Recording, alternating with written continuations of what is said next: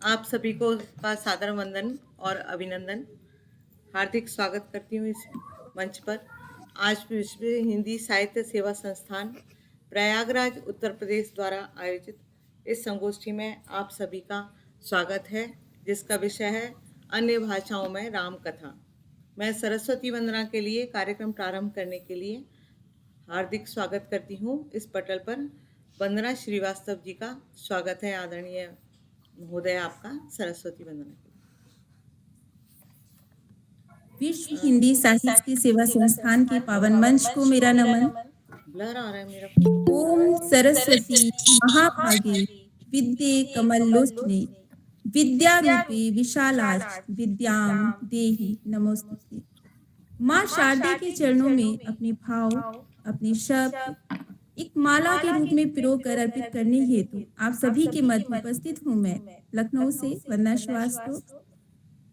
शब्द सारथी से बड़ा धनवान दुनिया में कोई नहीं। माँ शारदे की वंदना बहुत सरल सहज शब्दों में, कोई त्रुटि हो तो उसके लिए क्षमा कीजिएगा। नमन है तुम्हें को ही शारदी माँ, नमन है तुम्हें को ही शारदी माँ। कलम की ताकत जो हमको दी है, नमन है तुम्हें को ही शारदी माँ। ताकत जो हमको दी है, ना घटती जाए बस बढ़ती जाए। ये ऐसी दौलत जो हमको दी है, नमन है तुम्हें को शारदी माँ। ये गरी जो चाहे तो क्रांति कर दे, नए युगों की नई शिलाधर। नमन है तुम्हें को ईश्वर की देवी, नमन है तुम्हें को ईश्वर की देवी। की ऐसी शोहरत जो हमको दी है, नमन है तुम्हें को शारदी माँ। कलम की ताकत जो हमको दी है, पटल सुसज्जित लगी धूरा। पटल सुसज्जित लगी धूरा, बिना पिके माना का पूरा। हे विद्यादायिनी हे वीणा पाणी, हे विद्यादायिनी हे वीणा पाणी। शब्द सुनो को आकार दीजिए, नमन है तुम्हें को शारदी माँ। कलम की ताकत जो हमको दी है, कलम करी ना करी सियासत, ना लोभ से किसी का वास्ता हो। कलम कलम कितना हो हे माता, ये हम सभी को वरदान दीजिए। नमन है तुम्हें को शारदी माँ। कलम की ताकत जो हमको दी है, कलम सदा लिखी हकीकत, ना झूठी सी सिक्का सीता।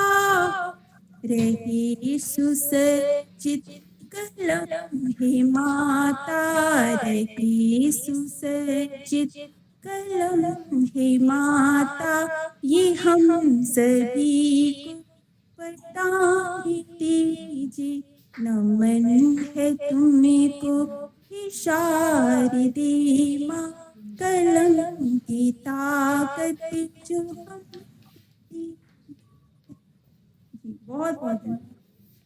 बहुत ही सुंदर सुंदर शब्दों में सरस्वती वंदना के लिए हार्दिक धन्यवाद आदरणीय वंदना श्रीवास्तव जी। मैं यहाँ पर सभी का शब्द सुमनों से स्वागत करती हूँ। सर्वप्रथम गुरु का वंदन करती हूँ। वंदन गुरु पद कंज कृपा सिंधु नर रूप हरि, महा मोह तम पुंज जासु वचन रवि कर निकर। गुरु को वंदन करते हुए मैं यहाँ पर शब्द सुमनों से आप सभी का स्वागत करती हूँ। मुझे यहाँ पर लक्ष्मीकांत वैष्णव जी दिखाई नहीं दे रहे, इसीलिए मैं अपनी ही वाणी में आप सभी का स्वागत करती हूँ। बहुत बहुत स्वागत है आज के इस कार्यक्रम में।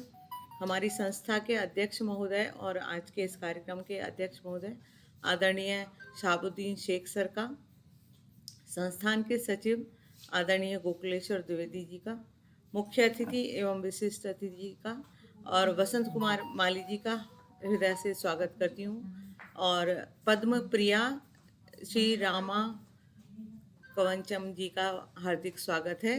पुष्पा श्रीवास्तव जुड़ी हुई हैं जो कि उत्तर प्रदेश की सांसद हैं, आदरणीय महोदया का स्वागत करती हूँ।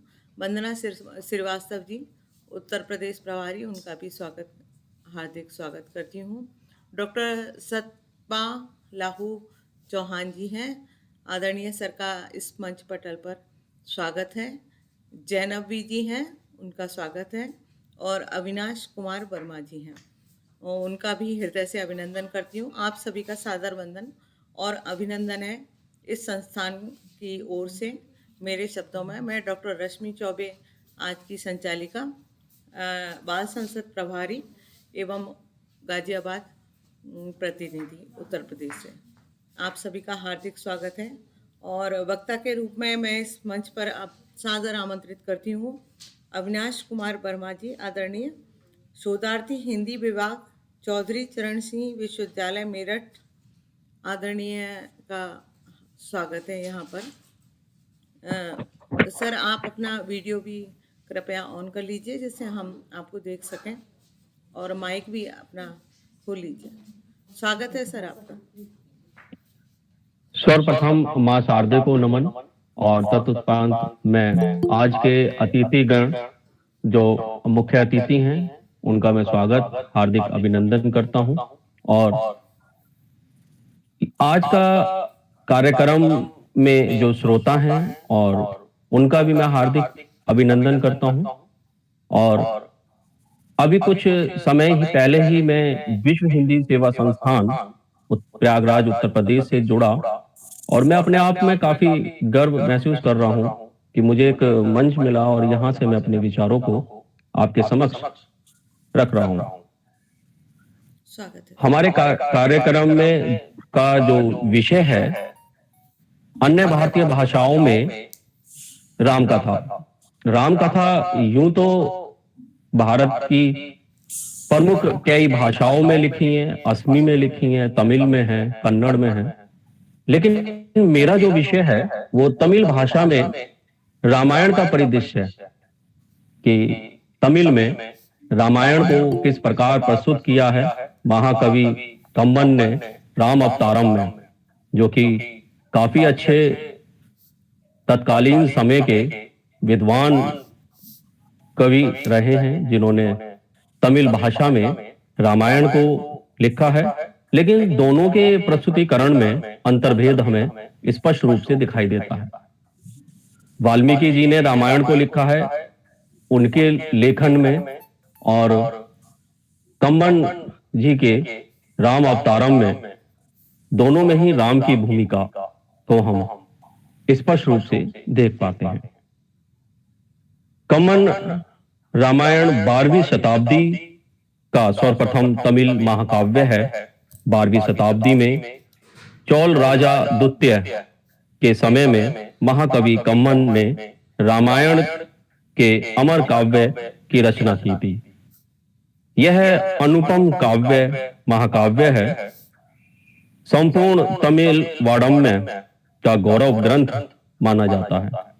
भारतीय भाषाओं में वर्णित श्री राम काव्यों में अनूठी काव्य कला और सरस अभिव्यंजना की दृष्टि से तुलसी रामायण के समान यह कम्बन रामायण भी सर्वोत्तम काव्य ग्रंथ माना गया है। कवि महाकवि कम्बन ने श्री रामचरित में रामचंद्र जी को मर्यादा पुरुषोत्तम एवं भगवान विष्णु का अवतार माना है। कंबन जी ने श्री राम विश्व बंधुत्व की कामना करने वाले हैं। उनमें ऊंच नीच जाति पाति का कोई भेद नहीं है। श्री राम मात्र मनुष्य के मित्र नहीं बल्कि पक्षी जटायु, वानर सुग्रीव, राक्षस राज विभीषण और जामवंत जी, जो कि इसमें रामायण में चरित्र के रूप में प्रस्तुत किए गए हैं, उनके मित्र हैं। इतना ही नहीं, सबरी के झूठे बेरों को खाकर यह वो सिद्ध कर देते हैं कि प्रेम में एक उत्कृष्ट निर्मलता दिखाई देती है। कंबन रामायण में अयोध्या नगरवासी के प्रति राम के असीम प्रेम का उल्लेख करते हुए कवि कंबन कहते हैं कि श्री राम जिन आकार में अतुल्य मनोहर हैं, उतने ही वह गुण में भी विद्याभ्यास हैं के लिए भाइयों के साथ वशिष्ठ जैसे आचार्य को पाते हैं और आते जाते वक्त सामने आई जनता से प्रश्न पूछते हैं और प्रश्न के रूप में वह कहते हैं, कौन से काम के लिए लिया जा रहा है? कष्ट तो नहीं हो रहा? घर में तो सब कुछ कुशल है। तुम लोगों के बुद्धिमान और कुशलता है। इससे पता चलता है कि बचपन से ही श्री राम प्रेम की मूर्ति हैं, जिसको कंबन जी प्रस्तुत करते हैं। कंबन रामायण में बालकांड में हम कंबन जी के शब्दों में ध्वनि माधुर्य, गुण, चातुर्य अधिक प्रदर्शन देखते हैं और अन्य कांडों में भी हम कई विशेषताएं हमें देखने को मिलती है। इनमें कवि ने मानव हृदय को उजागर, उमंग, तड़फन और आदि चित्रों का चित्रण प्रस्तुत किया है। प्रसिद्ध विद्वान पीसी आचार्य कंबन ने बालकांड को एक महाकाव्य भवन के द्वार के रूप में प्रस्तुत किया है। वाल्मीकि रामायण में धनुष भंग से पूर्व राम और सीता के परस्पर दर्शन उल्लेखनीय है। तमिल जाति अत्यंत ही प्राचीन है। पुरातत्व वेत्ताओं का मत है कि यह जाति अन्यार्थ थी और आर्यों के आगमन से पूर्व ही भारत के अनेक भागों में निवास करती थी। राम ने दक्षिण में जाकर जिन लोगों की सहायता से लंका पर चढ़ाई की थी और जिन्होंने वाल्मीकि ने बंदर लिखा है, वे इस जाति के ही थे। तमिल भाषा का साहित्य भी अत्यंत प्राचीन है। 2000 वर्ष पूर्व तक यह काव्य तमिल भाषा में विद्यमान है कि अगर हम 2000 पूर्व तक का काव्य देखना चाहते हैं तो हमें तमिल भाषा में मिल जाता है। और विश्व के अनेक विश्वविद्यालयों में हिंदी साहित्य की पुस्तकों के साथ साथ और तमिल भाषा को भी साहित्य और तमिल भाषा का बहुत अधिक पाठ्य पुस्तकों का हम देखते हैं कि अध्ययन जो है हिंदी भाषा में हो रहा है। और आज जो मैं ये प्रस्तुतिकरण कर रहा हूँ, ये भी तमिल भाषा की ही रामायण का ही हिंदी अनुवाद है। और व्यंजना के एक वर्ण का उदाहरण एक ही सा होता है, कै, खे, गे, घ। इन चारों वर्ण को एक ही व्यंजनों के अभाव के कारण जो संस्कृत शब्द प्रयुक्त होते हैं वे विकृत हो जाते हैं। जैसे अगर हम कृष्ण शब्द को तमिल में लिखते हैं तो किटिन हो जाता है। तमिल भाषा का प्रधान ग्रंथ कवि तिरुवल्लुवर रचित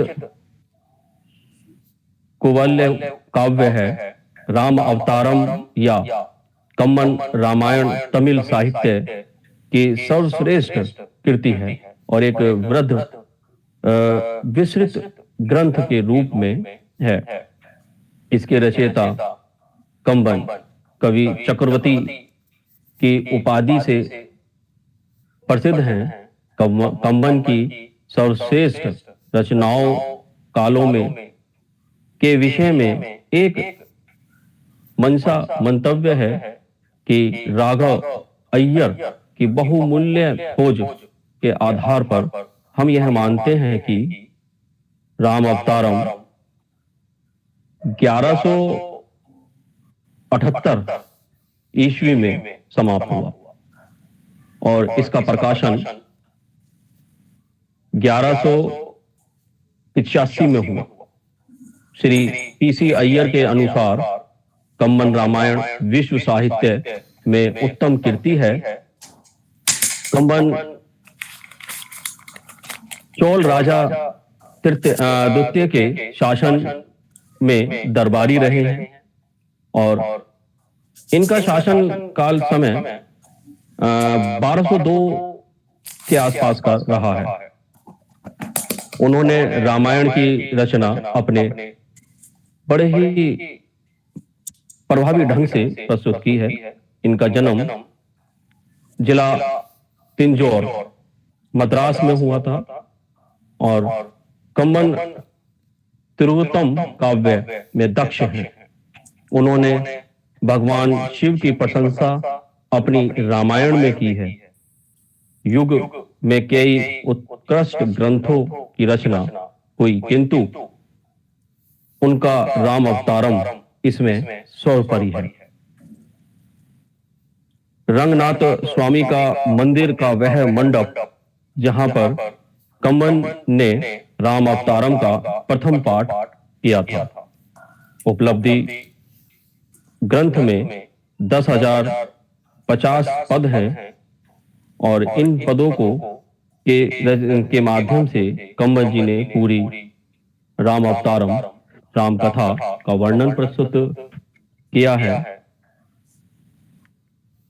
कंबन के उत्तरकांड में विषय में कुछ नहीं लिखा और उनकी रामायण में राज्याभिषेक पर ही समाप्त हो जाती है कि राम का राज्याभिषेक होता है और वहां वो रामायण को अपनी समाप्त कर देते हैं। इससे आगे का भाग उनमें उन्होंने उत्तरकांड को प्रस्तुत नहीं किया है और इनमें 123 पद अध्याय हैं।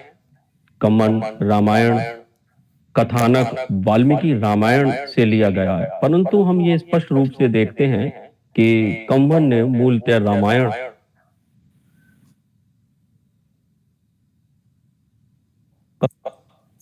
नेताओं के अनुसार स्पष्ट घटनाओं में सैकड़ों परिवर्तन किए हैं। अगर हम दोनों को एक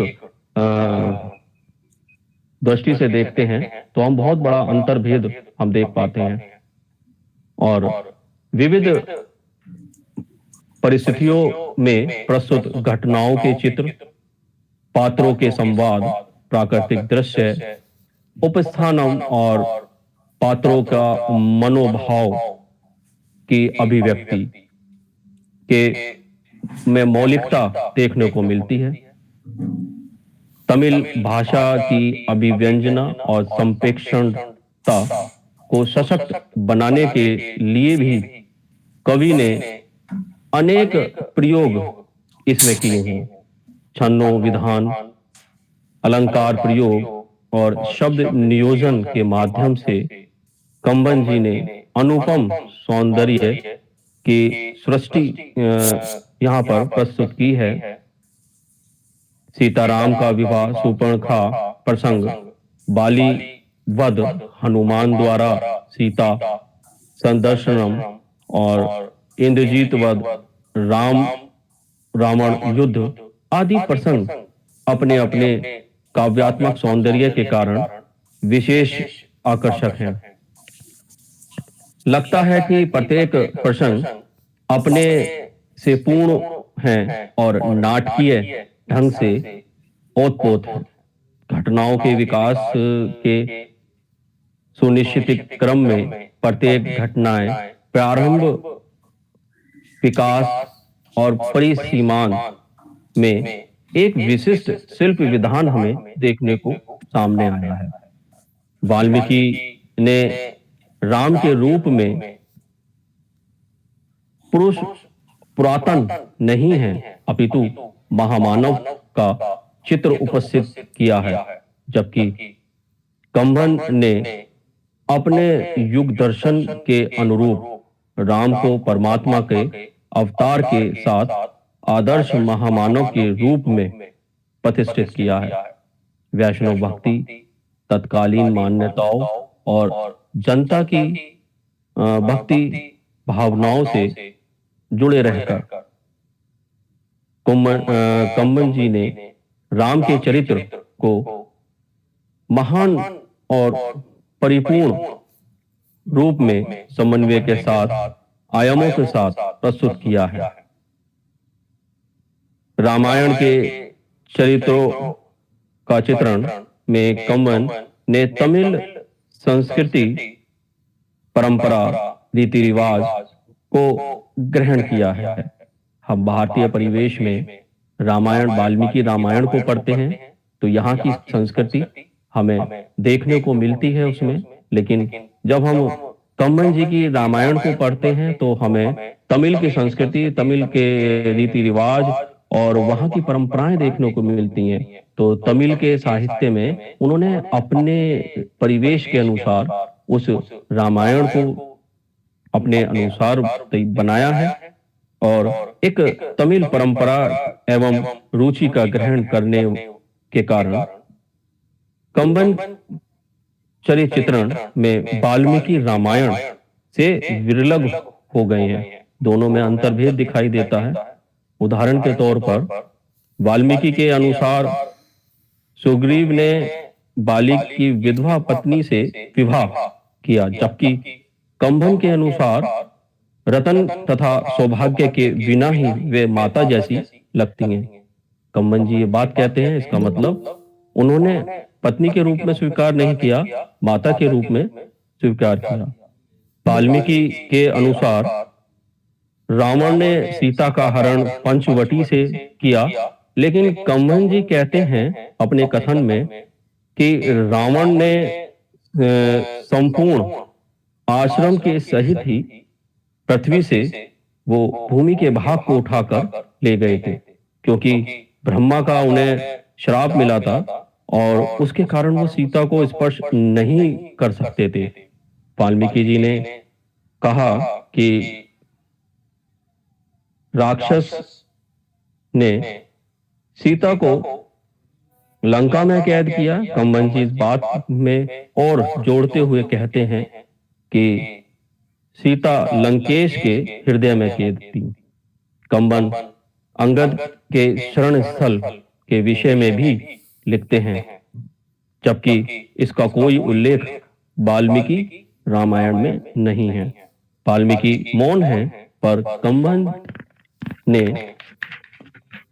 थोड़ा सा समय का ध्यान रखिए सर, क्षमा चाहते बस थोड़ा सा ही मेरा रह गया है, मैं इसे कंप्लीट कर रहा हूँ। बिल्कुल। राम और सीता के प्रथम प्रेम के जन्म का वर्णन वो करते हैं और वे राम और सीता के प्रथम साक्षात्कार के समय के रूप में राम, विश्वामित्र और लक्ष्मण जी के साथ मिथिला चले जाते हैं। कंबन जी का काव्य एक अनुपम काव्य है, अतुलनीय है। महान तमिल विद्वान प्रोफेसर सेल्वेस्वर ने कठिन शब्दों के रूप में कहा है कि तमिल भाषा न केवल दो लोह स्तंभ हैं, वे हैं कंबन जी और तिरुवल्लुवर। कंबन रामायण का प्रचार प्रसार केवल तमिलनाडु में ही नहीं, उसके बाहर ये विश्व में भी है। और तिंजौर से स्थित एक मठ जो कि उसकी शाखा बनारस में भी स्थित है, लगभग 350 वर्ष पूर्व कुमार गुरु के नाम से एक संत उपयुक्त मठ पर रहते थे। इसी के साथ मैं अपने वक्तव्य को विराम देता हूं और सभी श्रोतागणों का धन्यवाद प्रस्तुत करता हूं। बहुत बहुत धन्यवाद आदरणीय। आपने विस्तृत रूप से कंबर रामायण की चर्चा की और तमिल भाषा में किस तरह से शब्दों का और उस रामायण के काव्य सौंदर्य का बहुत सुंदर चित्रण हमारे सामने प्रस्तुत किया। बहुत बहुत धन्यवाद। धन्यवाद। एक विस्तृत रूप से जानकारी हमें हासिल हुई उसके लिए और आपका इस मंच पर उपस्थित होने के लिए हार्दिक रूप से मैं धन्यवाद ज्ञापित करती हूँ विश्व हिंदी साहित्य सेवा संस्थान की ओर से। और मैं अब कार्यक्रम को आगे बढ़ाते हुए आदरणीय डॉक्टर पद्म प्रिया साहाचार्य पांडिचेरी विश्वविद्यालय को मैं सादर आमंत्रित करती हूँ अपने उद्बोधन के लिए। आदरणीय महोदय, आपका स्वागत है। कृपया आप अपना माइक खोल लें और थोड़ा सा अपने वीडियो को थोड़ा सेट कर लीजिए, थोड़ा कम दिखाई दे रही हैं आप हमें, जिससे कि सभी लोग आपके उद्बोधन का आनंद ले सकें। जी, स्वागत है आदरणीय।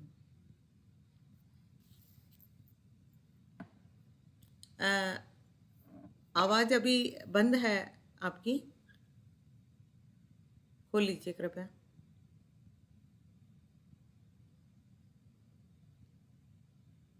नहीं नहीं मैम, आपका माइक म्यूट है। नहीं, अभी नहीं आ रही। आप अपने जो सिस्टम एक्स्ट्रा लगा रखा है आप उसको हटा कर देखिए, कभी कभी उससे भी दिक्कत हो जाती है।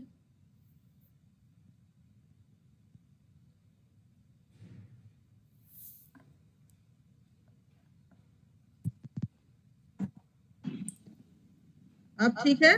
जी बिल्कुल, आप स्पष्ट आवाज आ रही है। स्वागत है आपका। सभी अध्यक्ष महोदय शाहबुद्दीन जी को मुझे आमंत्रित करने के लिए उपस्थित सभी विद्वानों को मेरा सादर नमस्कार। नमस्ते रश्मि जी नमस्कार। और नमस्ते अविनाश जी। अभी आपका मैंने वक्तव्य सुना। मैं मूलतः आंध्र से हूँ, परंतु पली बड़ी मैं उत्तर भारत में हूँ। तो मैं सिर्फ जो कुछ बहुत अल्प ज्ञान मेरा है रामायण, तेलुगु में रामायण से संबंधित, मैं हमारे गुरु और भाई शाहबुद्दीन जी के आग्रह के कारण आप सबके साथ साझा करना चाहूंगी। तेलुगु में लगभग 125 या उससे भी ज्यादा रामायण तेलुगु में लिखी गई। राम आंध्र के जो तेलुगु भाषी हैं उनके बहुत ही प्रिय नायक रहे हैं। और भद्राचलम आंध्र में है, जहाँ बहुत बड़ा मंदिर, आप वहाँ पे राम का मंदिर है। और वहाँ के आसपास के शबरी वहीं से है, भद्राचलम के आसपास से ही। तो आंध्र में एक जो विशेष राम के प्रति जो एक स्नेह और प्रेम है, और हनुमान जी के प्रति कहते हैं कि उनके जन्मस्थान भी आंध्र प्रदेश, जो अब तेलंगाना और आंध्र प्रदेश में बट गया है, तो वहीं से है। तो 125 रामायण हमें लगभग 11वीं शती से रामायण में दिखाई देते हैं, मिलते हैं, जो नन्नैया, तिक्कन्ना और कवित्रय ये कहलाते हैं, और एर्रा फगड़ा। और ये 3 जो आरंभिक 11वीं शताब्दी के कवि रहे हैं, उन्होंने जब तेलुगु में अनुवाद करना शुरू किया महाभारत और रामायण का, उसके बाद हमें काफी दूर तक, लगभग आधुनिक काल तक, अभी भी बहुत सारे ऐसे तेलुगु के रामायण मिलते हैं। मैं 2 बातें और साझा करना चाहूंगी। बहुत लंबा मैं नहीं बोल पा रही इस वक्त, क्योंकि मेरे पास समय नहीं था। बहुत कुछ है कहने के लिए और बहुत ही लंबा इतिहास है रामायण से संबंधित। तो मैं कुछ नाम अवश्य आप लोगों के साथ साझा करना चाहूंगी। जो तेलुगु के रामायण है, जो सबसे पहले रामायण है,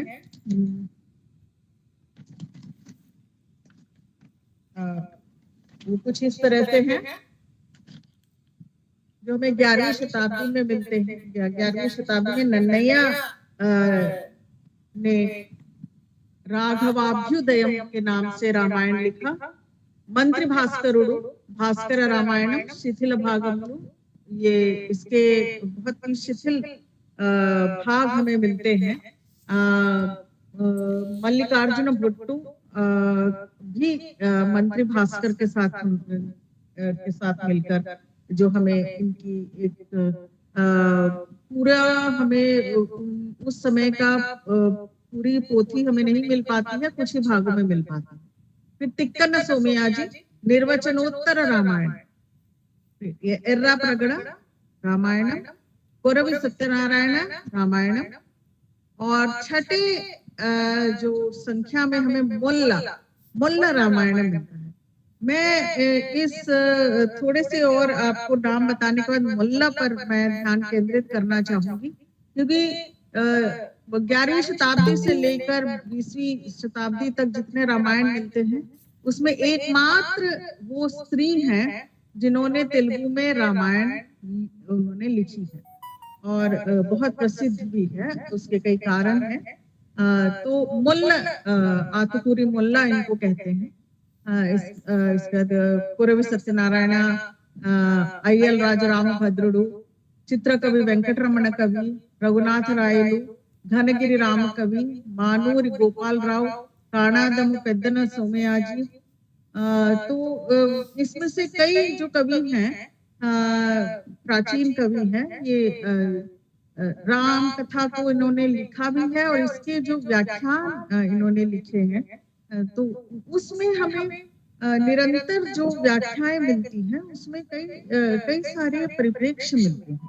और आधुनिक काल में आते आते मैं एकदम हाल ही के जो लेखक हैं, मैं आपका परिचय कराना चाहूंगी गन्नू कृष्णमूर्ति जी।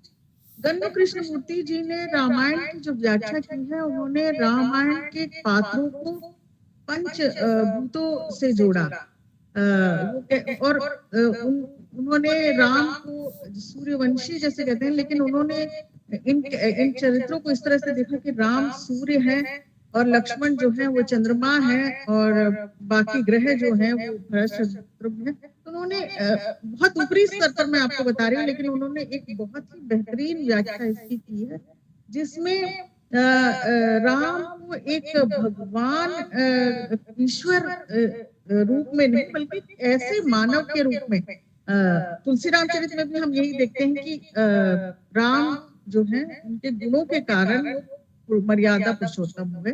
और संस्कृत के नायक भेद की दृष्टि से अगर देखें तो जिस तरह से नायकों का भेद हमें मिलता है, धीरोदात्त, धीरोधत, धीर ललित, धीर शांत, धीर प्रशांत, तो कृष्ण जैसे धीर ललित नायक हैं, राम जो है धीरोदात्त नायक है। और राम जो है, राम ने कभी कोई चमत्कार नहीं किया, किसी कोई ऐसा वैभव नहीं उनके चरित्र में हमें दिखाई देता है। वो बिल्कुल संपूर्ण एक मानव रूप उनका दिखता, एक मानव रूप, वही मानव रूप हमें तेलुगु रामायणों में जहाँ कहीं लिखा गया है, चाहे वो बसव कवि ने रामायण लिखा हो या मड़ियालैया हो या वाराणसी लक्ष्मीपति हो या जनमंच शेषाद्रि शर्मा हो, किसी ने भी उनको अबाउ ह्यूमन नहीं दिखाया है, सुपर ह्यूमन नहीं दिखाया है, बल्कि एक मानव, एक ऐसे मानव जिसमें सद्गुण है, धीरोदात्त है, उदात्त है, एक औदात्य से भरा हुआ उनका चरित्र है और पर स्त्री के प्रति मोह नहीं है। मोहित मोहित मोहित मोहित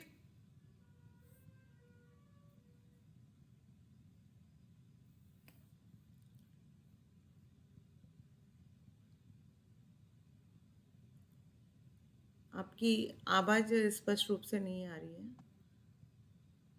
क्या शायद नेट की गड़बड़ी हो गई है मेरे ख्याल से। कथाएं जी जी आ गई अब।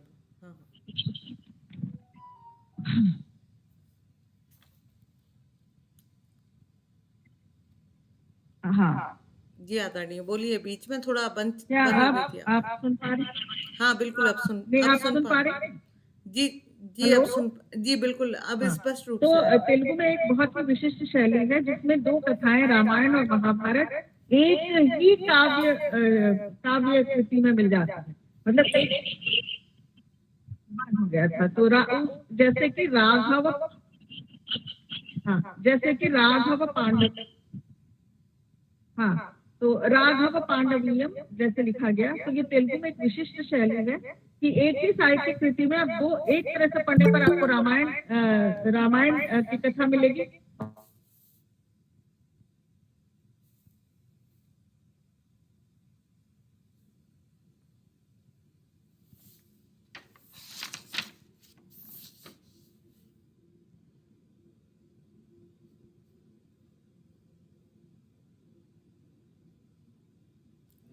वो शायद उनके नेट में कुछ गड़बड़ी आ गई है। हाँ, अब दोबारा जुड़ गई हैं आदरणीय।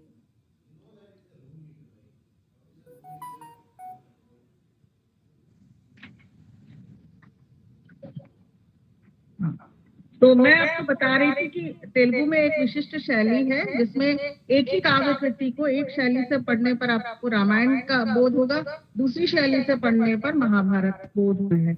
तो ऐसे तीन तीन चार चार कथाएं इसमें भागवत, राघव भागवत पांडवियम, पांडवियम, तो ये एक बहुत ही पांडित्यपूर्ण लेखन भी मिलता है जिसमें रामायण और महाभारत दोनों की कथाएं एक ही काव्य कृति में मिलती है। अब मैं आपको बताना चाहूंगी कि एक विशिष्ट बात यह है कि मुल्ला रामायण, मुल्ला रामायणम एक ऐसी कवियत्री द्वारा लिखा गया है जो 13वीं-14वीं शताब्दी की थी और कड़पा जिले के पास इनका एक छोटा गांव है आतुपुरी, और ये आतुपुरी मुल्ला इनका नाम है। मुल्ला का मतलब होता है चमेली।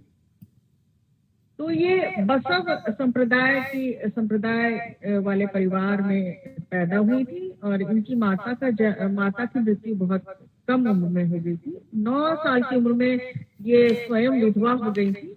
इनकी शादी हुई थी और 9 साल की उम्र में ये विधवा हो गई। लेकिन इनके पिताजी ने इनको एक बहुत ही साहसी लड़की के रूप में इन्होंने पाला पोसा, और ये कुम्हार थे उनके पिता, तो कुम्हार परिवार से आई थी। तो इसीलिए शायद हो सकता है कि इनमें एक सृजनात्मकता बहुत ज्यादा है। दूसरी एक विशेषता यह है कि इन्होंने रामायण जो लिखी बहुत ही सामान्य भाषा में, ये स्वयं लिखती थी कि मैं कोई बहुत बड़ी पंडित नहीं हूँ, मुझे बहुत सारी मुझे कोई अभ्यास इन्होंने नहीं किया था, लेकिन इन्होंने 5 दिन में रामायण लिखा। इसकी एक दंत कथा ये है कि तेनालीराम कृष्णा ने उनके गांव आकर उनके गांव वालों के सामने गांव वालों को का अपमान किया था कि यहाँ से कोई कुछ नहीं लिख सकता, किसी के पास कोई साहित्यिक क्षमता नहीं है। तो वो सुनने के बाद मुल्ला ने 5 दिन में रामायण लिखी, एक ऐसे सरल भाषा में। उनकी एक विशिष्ट शैली बड़ी, जिसमें बहुत ज्यादा संस्कृत निष्ठता नहीं थी, बहुत ज्यादा समासबद्ध, पहले के पंडितों की तरह जैसे नन्नया तिक्कन्ना 11वीं शताब्दी के पंडित थे उनकी तरह उसमें नहीं था। और उन रामायण आज भी कड़पा जिलों के आसपास या आंध्र के सभी जगह पे उनके पद्य हैं वो काफी प्रचलित है। तो उस समय एक विधवा होना और उसके बाद लिखना, आज जो मैं 125 रामायणों की बात कर रही हूँ उनमें से सिर्फ एक ही आतुपुरी मुल्ला एक ऐसी मिलती है जिन्होंने एक मौलिक रामायण की रचना की, और तेलुगु में ये काफी प्रसिद्ध है। और इसका अनुवाद मैंने अभी तक ध्यान नहीं दिया था, लेकिन हो सकता है कि इसका अनुवाद मिल जाए हिंदी में अनुवाद, तो नहीं तो हमें पता करना होगा कि मिलेगा कि नहीं मिलेगा। तो इस प्रकार तेलुगु के रामायणों के बारे में एक संक्षिप्त परिचय मात्र देते हुए मैं अपने आज के इस व्याख्यान को आप सभी के प्रति आभार। हालांकि अब उनका नेट भी चला गया है, लेकिन आदरणीय मैम ने तेलुगु में जो मुल्ला रामायण है उसके बारे में हमें विस्तृत जानकारी दी, और भी अन्य अनेक रामायण है जो 125 रामायण है उनके भी कई रामायणों के नाम गिनाए हमें, और बताया कि वहाँ पर पंचभूतों से जोड़ा है राम को। राम सूर्य हैं, लक्ष्मण चंद्रमा है, और राम को वीरोदात्त नायक की तरह बताया है, सद्गुणीय इंसान की तरह नायक बताया है। बहुत ही सुंदर जानकारियों से भरा हुआ व्याख्यान था। हालांकि नेट चला गया तो आदरणीय मैम शायद अभी दिखाई नहीं दे रही, पर फिर भी मैं इस पटल से विश्व हिंदी साहित्य सेवा संस्थान की ओर से उनको हृदय से आभार व्यक्त करती हूँ कि उन्होंने हमें बहुत ही सुंदर जानकारी दी यहाँ पर उपस्थित होकर। कार्यक्रम को आगे बढ़ाते हुए मैं सादर आमंत्रित करती हूँ मुख्य वक्ता के रूप में आदरणीय डॉक्टर वसंत माली जी का, जो हिंदी विभागाध्यक्ष सहयोगी प्राध्यापक श्री आसाराम जी, भांडावलदार महाविद्यालय औरंगाबाद महाराष्ट्र से हैं। आदरणीय सर का स्वागत है इस मंच पर उद्बोधन के लिए। स्वागत है सर आपका उद्बोधन के लिए। आप अपना माइक खोल लीजिए कृपया। धन्यवाद मैडम। जी जी, स्वागत है। विश्व हिंदी साहित्य सेवा संस्थान प्रयागराज द्वारा आयोजित आभासी राष्ट्रीय संगोष्ठी के अध्यक्ष भूतपूर्व प्रधानाचार्य आदरणीय हमारे सभी के प्रेरणास्थान डॉक्टर शहाबुद्दीन शेख सर तथा उपस्थित प्रोफेसर चौहान जी, डॉक्टर पद्मा जी, डॉक्टर अविनाश जी तथा उपस्थित सभी हिंदी प्रेमी अध्यापक मित्रों, मैं आज आपके समक्ष मराठी संत एकनाथ के भावार्थ रामायण पर अपनी बात रखना चाहता हूँ। बहुत संक्षिप्त समय में अपनी बात आपके सामने रखना चाहता हूँ। मुझे पता है समय को ध्यान में रखकर इस संगोष्ठी का जो विषय है अन्य भारतीय भाषाओं में राम कथा, इसके अंतर्गत मैं मराठी के जो संत है, लोकप्रिय संत एकनाथ जी का जो भावार्थ रामायण है, मराठी का बहुत लोकप्रिय ग्रंथ है, उस पर संक्षिप्त में अपनी बात रखने जा रहा हूँ। मराठी साहित्य में संत एकनाथ जी का स्थान बड़ा महत्वपूर्ण है। संत एकनाथ जी जो है वो मराठी के चर्चित साहित्यकारों में आते हैं और उनका भावार्थ रामायण एक चर्चित ग्रंथ माना जाता है। संत एकनाथ जी पैठण के निवासी थे, जिसे दक्षिण की काशी भी माना जाता है। कहा जाता है कि बचपन में ही उनके माता पिता का निधन हुआ था और उनके दादाजी ने उनका पालन पोषण किया और दादाजी के अच्छे संस्कार उन पर थे और आध्यात्मिक की रुचि उनको बचपन से ही थी। 12 वर्ष की अवस्था में ही उन्होंने स्वामी जनार्दन को अपना गुरु माना और अपनी प्रतिभा का परिचय उन्होंने दिया। उसके बाद उनका जो साहित्य है, साहित्य भी उनका बड़ा चर्चित है। उसमें उनका टीका ग्रंथ बड़ा महत्वपूर्ण है, काव्य है उनके। उसके बाद मराठी में गौड़वनी, भारुड जय बहुत लोकप्रिय है। मराठी के एक प्रकार है भारुड। और संत एकनाथ जी ऐसे एकमात्र संत है मराठी के, उन्होंने 125 के आसपास मराठी में भारुड लिखे हैं और भारुड भी उन्होंने अपनी बोली भाषा में लिखे हैं और जिसके कारण उनका नाम बहुत ऊंचा है और भारुड के कारण भी वो बहुत लोकप्रिय है और वो सब बोली भाषा में उन्होंने लिखे हैं। उसके बाद ये जो अपना ग्रंथ उनका संत एकनाथ जी का भावार्थ रामायण लोकप्रिय ग्रंथ है। भारतीय साहित्य में राम साहित्य की महिमा अपार है, क्योंकि प्राय सभी भाषाओं में प्रभु राम के दर्शन होते हैं। वाल्मीकि ने सबसे पहले संस्कृत में रामायण लिखा, आगे चलकर बहुत से साहित्यकारों ने रामायण लिखा है। तुलसीदास ने रामचरितमानस लिखा है, वो विश्व का महान ग्रंथ है। उसके बाद संस्कृत के साथ साथ मराठी भाषा का जब हम अध्ययन करते, मराठी भाषा में भी विपुल मात्रा में राम का साहित्य देखने को मिलता है। इस परंपरा में सबसे महत्वपूर्ण जो है संत एकनाथ हमारे समक्ष आते हैं। मराठी संत साहित्य की परंपरा में संत एकनाथ जी का भावार्थ रामायण एक लोकप्रिय ग्रंथ है। संत एकनाथ जी मध्ययुगीन महाराष्ट्र के लोकनायक माने गए हैं। जिस प्रकार तुलसीदास को लोकनायक माना गया, उसी प्रकार मध्ययुगीन में महाराष्ट्र के लोकनायक के रूप में संत एकनाथ जी हमारे समक्ष आते हैं। दक्षिण की काशी पैठण की पवित्र भूमि पर वारकरी संप्रदाय से उनका परिचय हुआ। उनकी विद्वत्ता से काशी के पंडित भी चकित हो गए। संत ज्ञानेश्वर तथा संत नामदेव की पूर्वकालीन संतों के साहित्य से एकनाथ जी ने साहित्य सृजन की प्रेरणा ली। संत एकनाथ जी ने भावार्थ रामायण की रचना 16वीं सदी में की है। ये मराठी की एक अद्भुत घटना मानी जाती है। उस समय समाज पर मुस्लिम सत्ता का प्रभाव था।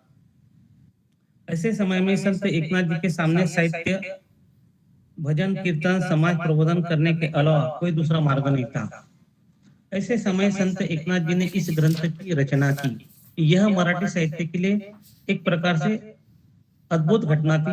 इस घटना का सामाजिक तथा सांस्कृतिक दृष्टि से बड़ा महत्व है। वस्तुतः वारकरी संप्रदाय से विठल को ही अपना आराध्य माना गया है, किंतु लोगों के सामने राम को आदर्श रखा के प्रति लोगों के मन में भक्ति की भावना जागृत करना ही भावार्थ रामायण का मूल उद्देश्य रहा है। उस समय रावण रूपी समाज को मनोवृत्ति को नष्ट करने के लिए रामायण की सृष्टि निर्माण करना उनके सामने एक लक्ष्य था। लोकमानस के स्थिर करना ही उनका उद्देश्य था। श्री राम तेजस्वी सर्वगुण संपन्न, इस दृष्टि से एकनाथ जी ने इस ग्रंथ की रचना की है। एकनाथ जी को राम भक्ति से अधिक राम शक्ति अधिक अभिप्रेत थी। भावार्थ रामायण मराठी का लोकप्रिय ग्रंथ है। संत एकनाथ जी को अवतारी पुरुष कहा गया है।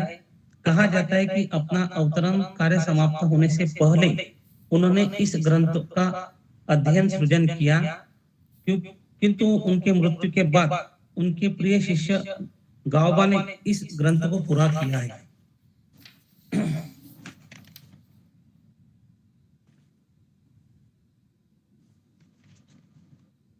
कहा जाता है कि भावार्थ रामायण की रचना के सृजन के लिए संत एकनाथ जी स्वयं प्रेरित नहीं थे, क्योंकि स्वयं प्रभु राम जी ने एकनाथ जी को इस रचना का सृजन करने की प्रेरणा दी। प्रभु की प्रेरणा के बाद भी वे राम कथा लिखने का उत्साह दिखाने में असमर्थ थे। तब श्री राम जी ने उनका सारा जीवन ही राममय बना दिया। उसके बाद इस ग्रंथ की रचना हुई। भावार्थ रामायण में ईश्वर भक्ति के प्रचार हेतु राम कथा का सृजन हुआ है। ईश्वर भक्ति ही उनके साहित्य का मूल प्रयोजन रहा है। यह ग्रंथ लिखते समय एकनाथ जी राम स्थिति में थे। केवल राम कथा कहना एकनाथ जी का उद्देश्य नहीं था, बल्कि पाठकों के हृदय पर अध्यात्म के संस्कार करना भी उनका उद्देश्य था। एकनाथ जी के राम एक ही समय लौकिक और अलौकिक दोनों भूमिकाओं में नजर आते हैं। इस भावार्थ रामायण में एक प्रसंग जो है सीताहरण का। सीताहरण प्रसंग में सीता जब लक्ष्मण को राम की सहायता के लिए भेजती है, तब राम लक्ष्मण को पर क्रोधित होते हैं। इस प्रसंग में एकनाथ जी कहते हैं कि श्री राम भले ही सीता के लिए दुखी थे, लेकिन राम को सब ज्ञात था, इसलिए वे निश्चित थे। भावार्थ रामायण के माध्यम से रामायण की पुरुषार्थ कथा को भावार्थ रूप में महाराष्ट्र की जनता में विस्मय हुए आदर्श को फिर से जागृत करने का महान कार्य संत एकनाथ जी ने किया है। ये ग्रंथ 16वीं सदी का एक महत्वपूर्ण ग्रंथ है और उसे मील का पत्थर भी माना जाता है। और इस ग्रंथ के कारण एकनाथ जी का स्थान बहुत ऊंचा मराठी साहित्य में देखने को मिलता है। और इस कथा में उन्होंने राम को एक आदर्श के रूप में हमारे सामने प्रस्तुत किया है और लोगों के मन में उन्होंने भक्ति के बीज अंकुरित करने का प्रयास किया है। ये ग्रंथ एक प्रकार से तुलसीदास के रामचरितमानस की प्रेरणा से हमारे समक्ष आता है। इस ग्रंथ में भी उन्होंने बहुत सी बातें हमारे समक्ष रखी है और अलग अलग प्रसंग जो अलग अलग कांड जो अयोध्या कांड, उसके बाद बाल कांड, सब कांड के अंतर्गत उन्होंने राम को हमारे समक्ष लाने का प्रयास किया है। कुल मिलाकर भावार्थ रामायण जो है मराठी साहित्य का एक प्रकार से या संत एकनाथ जी के कीर्ति का आधार का हम मान सकते हैं। मैं अपने बात को यहाँ पर विराम देता हूँ। डॉक्टर शहाबुद्दीन सर ने मुझे इस मंच पर जोड़ने का प्रयास किया और अपनी बात रखने का मुझे मौका दिया, इसलिए सर के प्रति मैं धन्यवाद ज्ञापित करता हूँ। और पहली बार मैं इस मंच से जुड़ा हूँ और भविष्य में भी मैं सर के आदेश से इस मंच से जुड़ा रहूंगा और हमारे लिए बहुत प्रेरणादायी कार्य है कि अवकाश ग्रहण करने के बाद भी सर जिस प्रकार से साहित्यिक सृजन या साहित्यिक के लिए प्रयास करें, साहित्यिक प्रचार प्रसार के लिए प्रयास करें, ये हमारे लिए बहुत प्रेरणादायी है और हम सर का आदर के सामने रखते हैं और भविष्य में बहुत से लोगों को इस मंच से जोड़ने का प्रयास करेंगे। सर ने मुझे यहाँ पर बोलने का मौका दिया, इससे सबके प्रति धन्यवाद। बहुत बहुत धन्यवाद आदरणीय। आपने बहुत ही सुंदर शब्दों में भावार्थ रामायण जो मराठी में लिखी हुई है उसका बहुत ही सुंदर विस्तृत रूप से हमारे सामने वर्णन किया और बताया कि ये भक्ति के साथ साथ एक आदर्श राम के रूप को प्रस्तुत करती है और सचमुच कहते हैं राम रामेति रामेति रमे रामे मनोरमे सहस्त्र नाम ततुल्यम राम नाम वरानने। जब राम का नाम ही एक राम का नाम सहस्त्रों नाम के बराबर है तो और इनका जो विस्तृत चरित्र है वो हम अभी तीसरी गोष्ठी है हमारी ये जिसमें हम सुन रहे हैं। तो राम कथा तो संशय वे उड़ावन हारी ही है और बड़ा ही सुंदर हर वक्ता और उद्बोधन के लिए जो आता है उससे हमें बहुत सारी जानकारियाँ यहाँ पर सीखने को मिल रही हैं क्योंकि मराठी भी है, तेलुगु भी है, एक व्यक्ति के पास कितनी जानकारी होगी। तो इस मंच से जुड़कर सभी का सही कहा आपने आदरणीय सर कि इस मंच से जुड़कर बहुत ही लाभान्वित हो रहे हैं सर। और इन्हीं शब्दों के साथ मैं आदरणीय मुख्य अतिथि प्रोफेसर डॉक्टर सताप्ता लाहू चौहान अहमदनगर महाराष्ट्र जी हैं उनको सादर आमंत्रित करती हूँ। आदरणीय 10वीं कक्षा के आगे PhD तक स्वयं से ही उन्होंने अपनी जो पढ़ाई है वो परिपूर्ण की। अंतर्राष्ट्रीय और राष्ट्रीय संगोष्ठियों में भाग लिया है और हिंदी निदेशालय के कई कार्यक्रमों में शामिल रहे हैं। आकाशवाणी से कई वार्ताओं का प्रसारण किया है। कई सम्मान प्राप्त सामाजिक आंदोलन में आदरणीय की सहभागिता रही है। मराठी ग्रंथों का लेखन और संपादन किया है और भी कई जानकारियां हैं जो मैं अगर पढ़ना ही बैठूं तो बहुत समय लग जाएगा। तो आदरणीय को मैं सादर आमंत्रित करती हूँ। प्रोफेसर एवं शोध निदेशक स्नातकोत्तर हिंदी विश्वविद्यालय अहमदनगर महाविद्यालय अहमदनगर से आदरणीय आपका इस मंच पर स्वागत है। विश्व हिंदी साहित्य सेवा संस्थान की ओर से ससम्मान आपका स्वागत करती हूँ और हम बहुत खुश हैं और गौरवान्वित हैं कि आप जैसे लोग हमारे इस मंच पर आते हैं। स्वागत है सर। धन्यवाद मैडम। विश्व हिंदी साहित्य सेवा संस्थान अपनी शुरू से एक नए विषयों को लेकर हिंदी विश्व में एक नया नाम, नए विषयों का उद्बोधन कर रही है। पाठकों के सामने हो, श्रोताओं के सामने हो, नए विषय दे रहे हैं। हिंदी विश्व साहित्य संस्थान प्रयागराज उत्तर प्रदेश द्वारा आज आयोजित भारतीय भाषाओं में, मैं अन्य नहीं बोलूंगा, अन्य से थोड़ा सा मुझे कुछ पता नहीं, लेकिन सर माफी चाहता हूँ। भारतीय भाषाओं में राम कथा ये सशक्त विषय मुझे लगता है। और दूसरी चीज ये है कि इस विषय की संगोष्ठी के प्रमुख या अध्यक्ष आदरणीय शहाबुद्दीन शेख सर अक्सर नए विषयों को लेकर महाराष्ट्र में नहीं पूरे भारतवर्ष में नए अंदाज में सामने आते हैं। अभी माली जी ने बताया कि इस उम्र में, ये उम्र का तकाजा नहीं मैं मानता, अभी भी सर जो कार्यरत है, किसी हम जैसे युवा जो प्रोफेसर्स लोग हैं या हिंदी साहित्य की सेवा करने वाले लोग हैं, उनके साथ वो मित्रता जैसा व्यवहार आज भी करते हैं। उनका फोन आया और उन्होंने बताया कि रामायण पर बोलना है। मैं रामायण पर बोलने के लिए पहले से उनको हाथ बोल दिया था। इसका कारण था कि रामायण पर अन्य भारतीय भाषाओं के संदर्भ में बोलना अनिवार्य होता है। एक भाषा को लेके, मराठी को लेके, तमिल को लेके या कन्नड़ को लेके बोलना आसान है, लेकिन भारतीय भाषाओं को लेके बोलना थोड़ा सा विस्तार होगा और मेरे पास अधिक समय नहीं है, इसलिए मैं कम समय में, जितना समय मेरे पास 5-10 मिनट है, सर ने बोला था 10 मिनट में ये आपको बात रखनी होगी, उसी में मैं कोशिश करूंगा।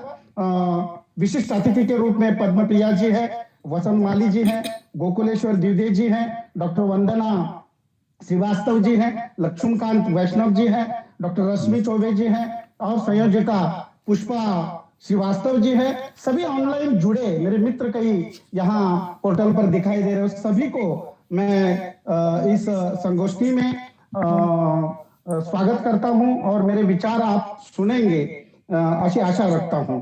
प्रस्तुत विषय के संदर्भ में महत्वपूर्ण बिंदुओं को ही रखना होगा। इसका कारण है समय कम है, साथ ही कुछ समान सूत्र जो है रामायण के कुछ सूत्र है, उन सूत्रों को ही सामने रखना, मुद्दों को सामने रखना इस कम समय में उचित होगा, ऐसा मेरी मान्यता है।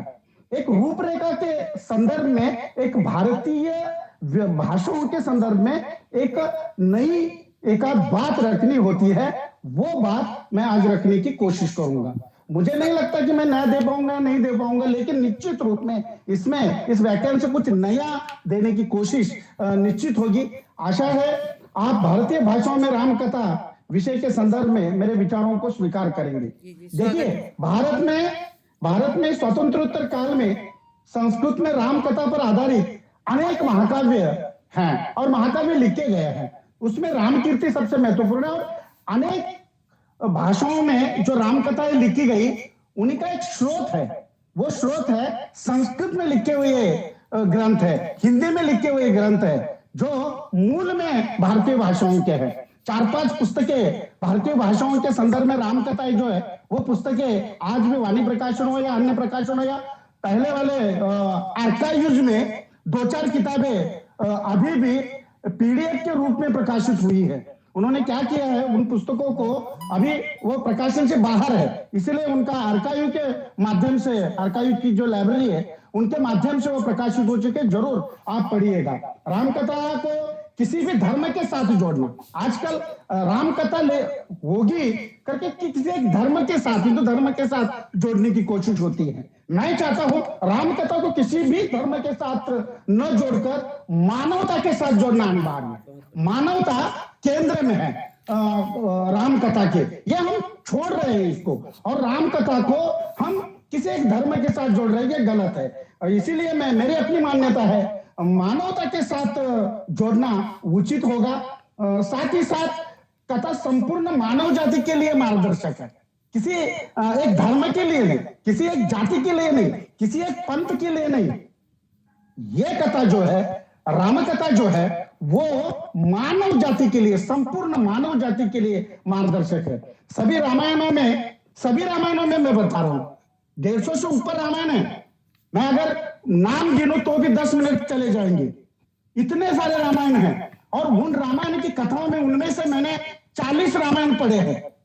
ये 40 रामायण पढ़ने के बाद अभी 150 रामायण है और मैंने 40 पढ़े। अभी जिंदगी पूरी 10 साल आगे जाएंगे, जो हम 2-3 रामायण और पढ़ना शुरू कर दो तो देखेंगे कितना होता है, लेकिन करने की कोशिश तो जारी रहेगी।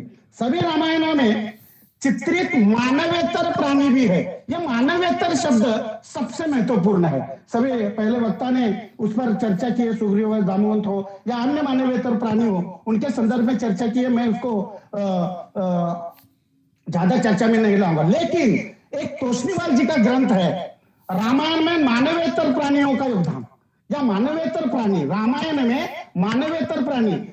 वर्ष 65 साल की उम्र में उन्होंने ये शोध किया है। मैं उनको साधुवाद देना चाहता हूँ। इचलकरंजी में रहते हैं सर, शायद शहाबुद्दीन शेख सर जानते होंगे। तो तोषणीवाल जी ने यह प्रयास किया हिंदी में पहली बार, जो रामायण में मानवेतर प्राणियों को लेके चर्चा हुई है, उसमें भी मानवता को अग्रेसित किया है, उसमें भी राम को महत्व दिया है, मानवता के रूप में महत्व दिया है, किसी धर्म के साथ जोड़ के नहीं। यह है रामकथा का विकास जो है। सभी रामायणों में, जितने मैंने रामायण पढ़े, उसमें रामायण का एक विकास प्रक्रिया है। बालकांड हो, अयोध्या कांड हो, अरण्य कांड हो या सुंदर कांड हो, जो भी आप युद्ध कांड हो, उत्तरकांड हो, ये सारे कांड है, उसके अनुसार ही उसका विकास हुआ। और भारतीय भाषाओं में जो वैदिक साहित्य हो, उसकी रामकथा अलग है। वाल्मीकि कृत रामायण हो, उसके जो मध्य है वो अलग है। महाभारत की रामकथा, महाभारत की भी एक रामकथा है। हमारे महाराष्ट्र में छत्रपति शिवाजी महाराज को रामकथा सुनाई उनके माताजी ने, तो ये अलग है। वो संस्कृत द्वारा सुनाई या मराठी द्वारा सुनाई या कौन सी भाषा में सुना है, इसका जिक्र छत्रपति शिवाजी महाराज के इतिहास में है। लेकिन बौद्ध रामायण है, वो बौद्ध रामायण में हमें पढ़ने के लिए चाहिए हम लोगों को, ताकि हम रामायण की जब बात करते हैं तो जो एक जैन रामायण है, जो धर्मों के साथ जुड़ा हुआ जो रामायण है, वो किस तरह की मांग करता है, ये देखना उचित होगा। लेकिन मैं ये बात पाठकों पर या श्रोतागणों पर छोड़ूंगा। इसका कारण है कि मैं इसके विचार में जाऊंगा तो मैं जो मानवता की बात कर रहा हूं वो किनारे हो जाएगी।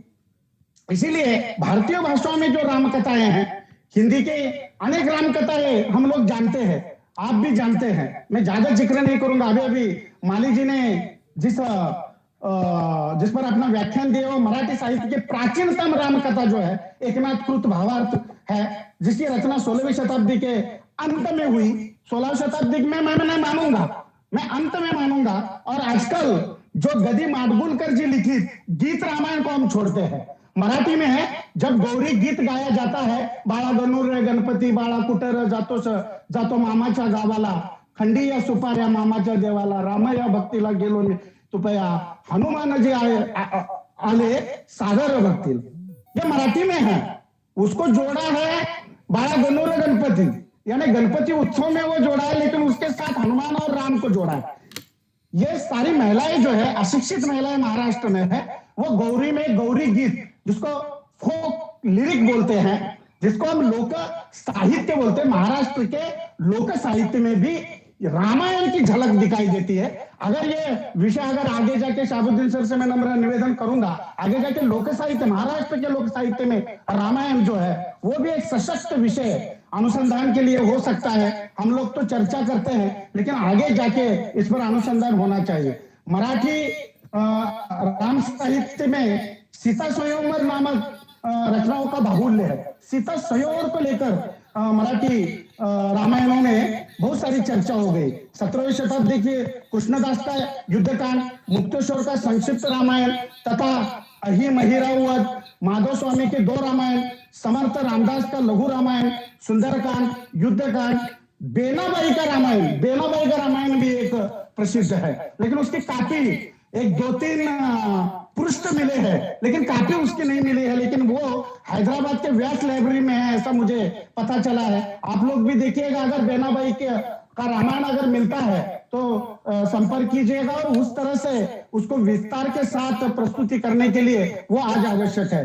परवर्ती राम साहित्य की सबसे लोकप्रिय रचना जो है, परवर्ती, इस शब्द को मैं थोड़ा जोर दे रहा हूं, परवर्ती राम साहित्य की सबसे लोकप्रिय रचना है श्रीधर कृत राम विजय, इस तरह की एक पुस्तक है। इसके कथानक पर भावार्थ रामायण की छाप है, एकनाथ की छाप है भावार्थ रामायण की। तो मोरोपंत के 74 मोरोपंत जो है उन्हें 74 रामायण प्रकाश के 74 रामायण प्रकाशित के। कथानक प्रायः वाल्मीकि रामायण के अनुसार है। इनकी सारी कथाएं जो है वो वाल्मीकि रामायण के समान है। अमृतराव ओक जो है, उन्होंने 19वीं शताब्दी में शतमुख रामायण की रचना की।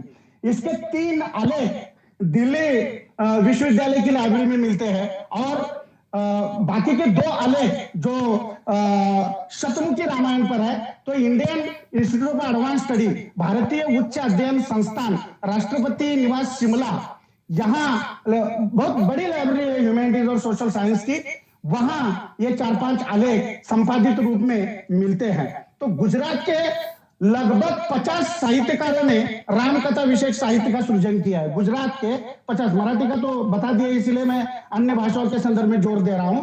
गुजरात के 50 साहित्यकारों ने रामकथा विषयक साहित्य सृजन किया है।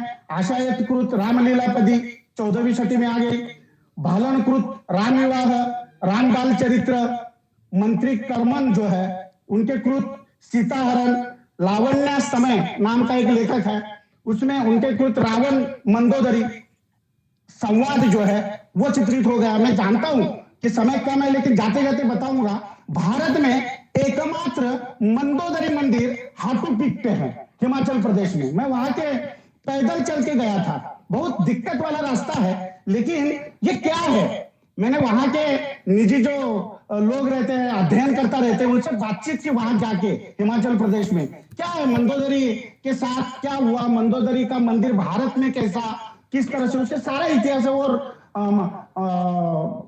हमारे रामायणों के साथ जुड़ा हुआ है। तो इसका भी अनुसंधान हो सकता है। खासकर उर्दू फारसी रामायण जो है वो भी दिलचस्प है, उसमें भी कई नए नए विषय रखे हुए हैं। हम सिर्फ भाषाओं को लेके करते कि उर्दू में कैसा होगा, उसमें फारसी में कैसा होगा, इसका संबंध दूर दूर तक नहीं है, ऐसा लोग मानते हैं। मुझे मान्य नहीं है। मेरी अपनी मान्यता यह है कि उर्दू या फारसी में जो रामायण लिखे वो अधिक सशक्त नजर आते हैं। उसका हिंदी अनुवाद देखिए इतना सफल नहीं हुआ, लेकिन उर्दू जो जानते हैं, मुझे शायद लगता है शाहबुद्दीन शेख सर जानते हैं उर्दू, तो उर्दू में जितना सशक्त काम हुआ है वो अन्य भाषाओं में नहीं हुआ। मैं मराठी को न कर रहा हूँ, गुजरात को न कर रहा हूँ, तमिल को न कर रहा हूँ, ऐसा नहीं, क्षमा चाहता हूं मैं। जो सशक्त हुआ है उसको सशक्त बोलना चाहिए। मुंशी शंकरदयानंद भरत का रामायण मंजूम इस तरह से रामायण मंजूम करके है, वो ग्रंथ मुझे नहीं मिला, लेकिन उसके संदर्भ में लिखा हुआ आलेख पाकिस्तान के एक लाइब्रेरी में मौजूद है। ऐसा हमारे एक लेखक ने लिखा है, लेकिन वो काफी मंगाई मैंने, लेकिन अभी तक वो प्राप्त नहीं हुई, इसलिए मैं उस पर ज्यादा नहीं बोलूंगा। बाके बिहारी लाल बाहर का रामायण बाहर एक है, मुल्ला मसीह के रामायण मसीही करके एक रचना है जो हमारे यहाँ जवाहरलाल नेहरू यूनिवर्सिटी में उपलब्ध है, लेकिन वो काफी, मुझे लगता है ये क्या 2 होगी, इसीलिए वो आपको वहां जाके ही देखनी होती है।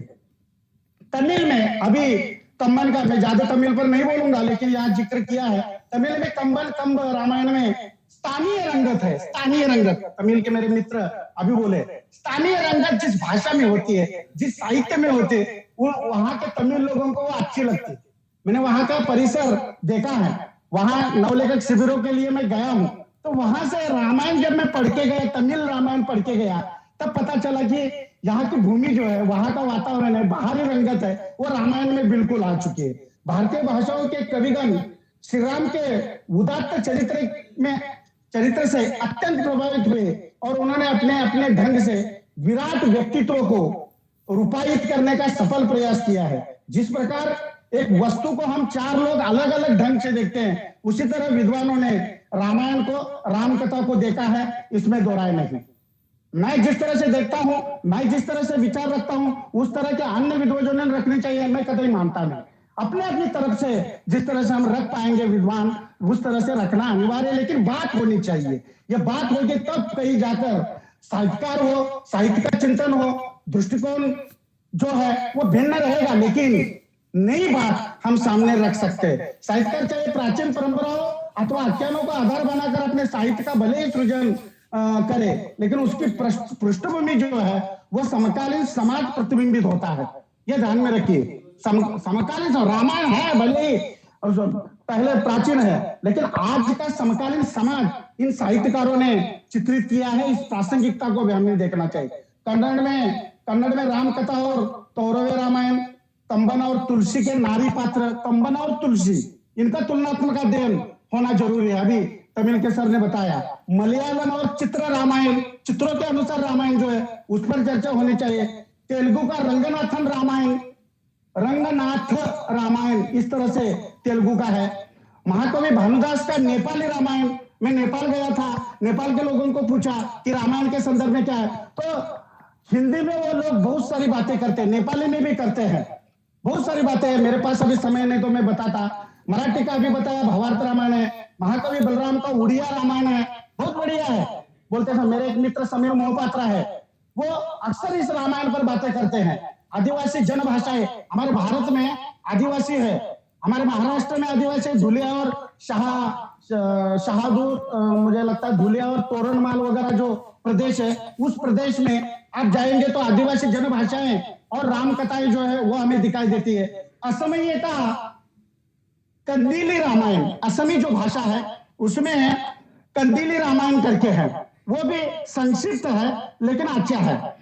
हिमाचल प्रदेश की लोक कथाओं में रामायण है, मैंने अभी बताया मंदोदरी का उदाहरण वो मंदोदरी का मंदिर वहाँ है, वहाँ के सुदर्शन वशिष्ठ सर को जानते हैं सर, सुदर्शन वशिष्ठ को, उन्होंने लोक कथाओं को लेके बहुत सारे रामायण के मुद्दे सामने रखे हैं।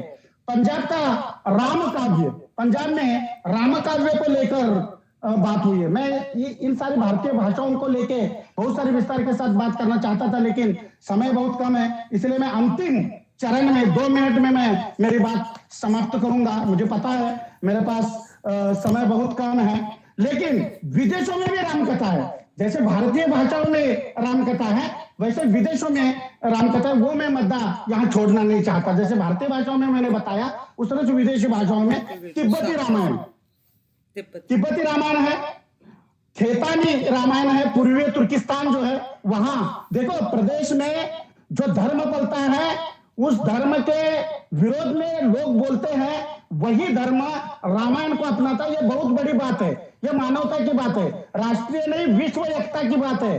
रामायण ने विश्व को एकता के दौर में पिरोया है, ये ध्यान में रखिए। रामायण को मैंने पहले ही स्पष्ट किया है, किसी प्रदेश के साथ, किसी देश के साथ जोड़ना नहीं चाहिए, रामायण को विश्व के साथ जोड़ना चाहिए, ये मेरी अपनी मान्यता है। हिंद सिया की प्राचीन रामकथा, जावा जो बेटा है वहां जावा की रामकथा, पाताली की रामकथा, हिंद चीन नाम से पुर्तगाली रामायण प्रकाशित हुआ है, पुर्तगाली रामायण है, उसकी कॉपी जो है वो पुर्तगाली रामायण की गोवा के एक चर्च में उपलब्ध है, लेकिन मुझे वो देखने के लिए नहीं मिली। इसका कारण है वहां समय का प्रावधान रखते हैं, वहां समय लेके जाना पड़ता है। हम गोवा में जाते हैं तो समय लेके नहीं जाते हैं, समय आइंदा आगे जाऊंगा तो समय लेके जाऊंगा। ये सारी बातें हैं, बहुत सारी बातें बताने के लिए है। मेरे पास पर्चा तो बहुत बड़ा है 40 पृष्ठों का, लेकिन उसको मैंने 10-15 मिनट में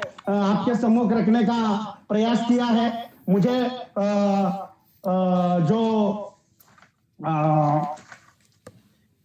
विश्व हिंदी साहित्य सेवा संस्थान प्रयागराज के सर्वेसर्वा में मानता हूं, वो शहाबुद्दीन शेख सर ने मुझे मौका दिया। आप सारे लोग जुड़े हुए हैं इसके साथ, संचालन अच्छी तरह से मैडम कर रही हैं, और सरस्वती वंदना जब शुरू हुई तब लगता था कि हम क्या बोलेंगे, लेकिन उस वंदना ने एक प्रेरणा दी। तो सभी का मैं तहे दिल से आभार प्रकट करता हूं, और महाराष्ट्र से हिंदी के लिए जितनी सेवा हम कर रहे हैं उतनी पूरी सेवा देने की कोशिश हमारी रहेगी।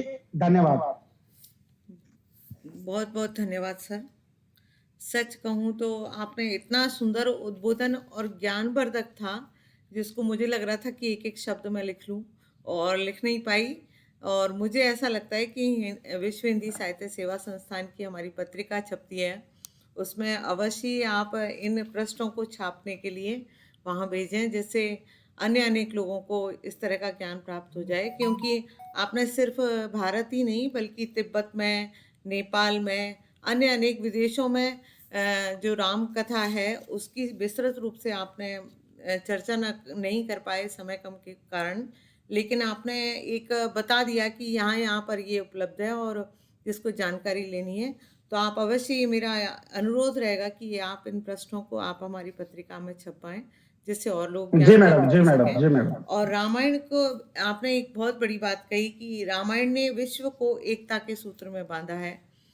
सचमुच विभिन्न भाषाओं में राम कथा को देखते हुए हमारे लगभग ये चौथा है, क्योंकि जैन साहित्य में हमने लिया था इसको राम कथा को, तो ये चौथी संगोष्ठी हमारी इस संस्था की राम कथा की। और अभी भी ऐसा लग रहा है कि विषय संपूर्ण नहीं हुआ, अभी बहुत कुछ जानना शेष रह गया है हमारा। तो बहुत ही सुंदर जानकारी, और आपकी उपस्थिति को नमन करते हुए हम गौरवान्वित हैं कि आप जैसे व्यक्ति हमारी संस्था से जुड़े हुए हैं। मैं विश्व हिंदी साहित्य सेवा संस्थान की ओर से आपको धन्यवाद ज्ञापित करती हूँ। और लक्ष्मी का अध्यक्षता के लिए मैं आदरणीय शहाबुद्दीन शेख सर को सादर आमंत्रित करती हूँ, जिनके मार्गदर्शन में ये संस्था उत्तरोत्तर उन्नति ही नहीं कर रही बल्कि सभी को मार्गदर्शन देते हैं सर, जिससे हम सभी जो संस्था से जुड़े हुए हैं उनका भी कहीं ना कहीं मानसिक रूप से हमारा समृद्धि की ओर बढ़ते जा रहे हैं, हम ज्ञान प्राप्त करते जा रहे हैं। आदरणीय सर का स्वागत करती हूँ जो कि कार्यकारी अध्यक्ष हैं नागलिपि परिषद के और विश्व हिंदी साहित्य सेवा संस्थान के अध्यक्ष हैं सर, और इस गोष्ठी के भी अध्यक्ष हैं। सर के मार्गदर्शन को हम नमन करते हुए उनको मंच पर सादर आमंत्रित करते हुए स्वागत है सर आपका।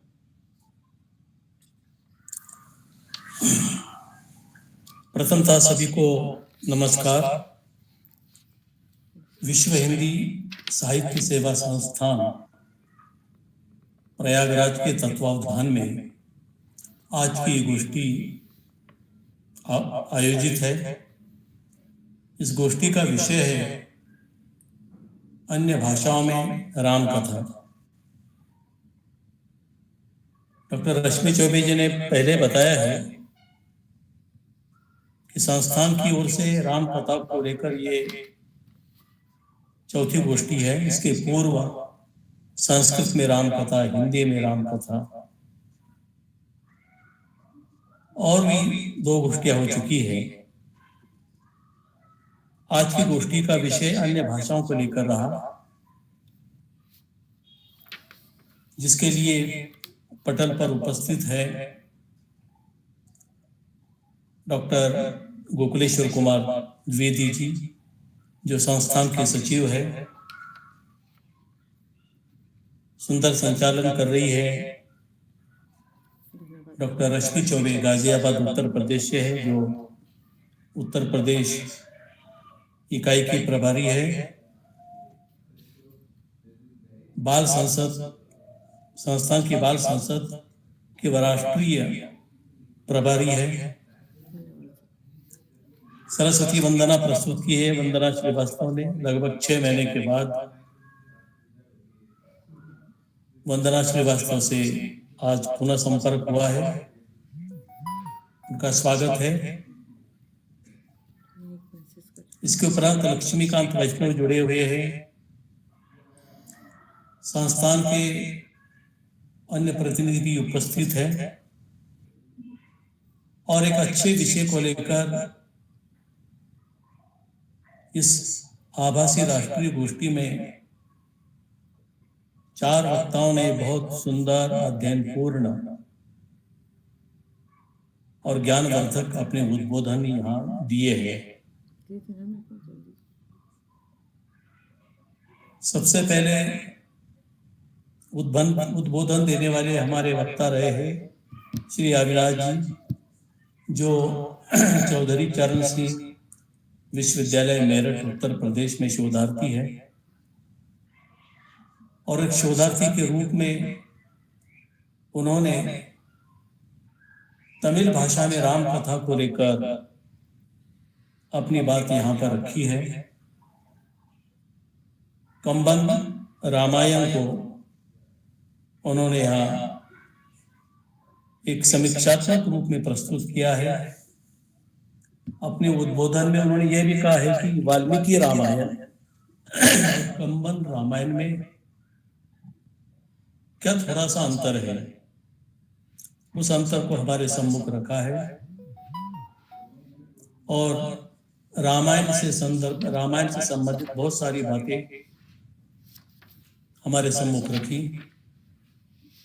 इस प्रकार से उनका उद्बोधन वास्तव में बड़ा अच्छा रहा। दूसरी हमारी जो विशिष्ट वक्ता रही, विशिष्ट अतिथि के रूप में डॉक्टर पद्मप्रिया जी पौंडीचेरी विश्वविद्यालय में हिंदी विभाग में एसोसिएट प्रोफेसर है। क्योंकि पिछले नवंबर में ही जब मैं पौंडीचेरी गया था, वैसे परिचित हमारा अनेक वर्षों से है, लेकिन प्रत्यक्ष रूप से भेंट हुई। और पौंडीचेरी में देखा जाए तो अंतर्जाल की नेट की बहुत बड़ी समस्या है और इस अंतर्जाल की समस्या के भीतर भी उन्होंने तेलुगु में रामायण की प्रस्तुति किस प्रकार से राम कथा की, उन्हीं बातों को हमारे सम्मुख रखा है। क्योंकि हमारा विषय अन्य भाषाओं में राम कथा किस प्रकार से प्रस्तुत की है। डॉक्टर पद्मप्रिया जी, उनकी मातृभाषा तेलुगु है। उनका अध्ययन उत्तर प्रदेश में हुआ है, लेकिन उनका कार्यक्षेत्र चेन्नई से भी आगे, तमिलनाडु से आगे, पुदुचेरी भी कहते हैं उसे, पौंडीचेरी कहते हैं, वहां पर है। तो तेलुगु भाषा के अंतर्गत राम कथा किस प्रकार है